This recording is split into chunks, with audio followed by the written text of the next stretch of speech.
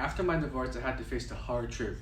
My identity had been built around being a husband, a provider, and a certain version of me that now no longer exists.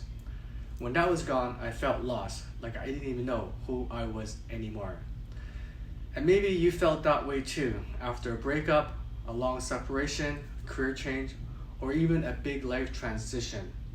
And here's what I discovered. You don't find yourself, you create yourself. That's where mental health and mindfulness comes in. Mindfulness is simply noticing your thoughts without judgment and asking, does this belief still serve me? Or is it from an old chapter of my old life?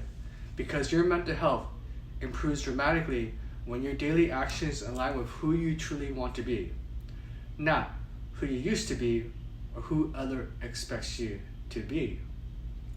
So, I have a quick exercise.